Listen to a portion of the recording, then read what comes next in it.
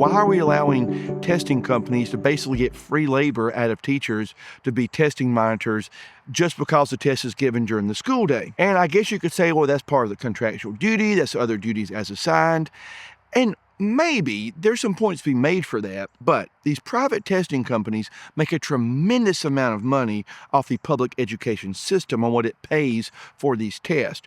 So then it seems that these testing companies are squeezing public educators even more by getting them to have to monitor these tests for essentially free. And it could be at least slightly less painful if there was some kind of reimbursement from the testing companies who otherwise would have to pay someone to officially monitor that test. I mean, at testing centers, that itself is a big business where you have official test centers set up where you go and take various official tests. And those individuals at those testing centers are paid salary for that time. Now, if you read the testing administration manual, there are many, many rules in there about things that obviously should be rules for what cannot happen on testing day. But one of the more offensive parts to me was the implication that in the event of a fire alarm or, God forbid, some other terrible school disaster, they really want teachers to try to take up the testing tickets and be sure all the tests are secure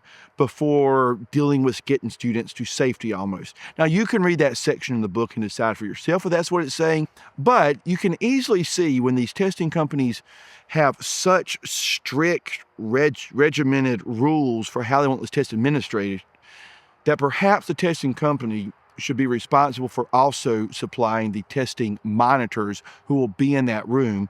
So what I'm suggesting is, what if public schools said, we're not going to give these tests anymore unless you provide the testing monitors for it, and that way you can provide a standard way of monitoring everywhere you administer this test, and then you have to pay that money for those monitors. That would be a major blessing to our teachers, to our administrators, and to our guidance counselors, so we could do some more meaningful work of what we do best, help our students, not just help the testing company. Again, we have to stop making our students and teachers and parents serve the system, and instead we need to build a system that serves the humans in that system. Cool vibe. Together we learn, together we grow, together we heal, together we flow. Be cool, every teacher, every school.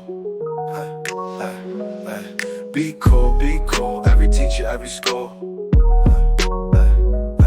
Be cool, every teacher, every school.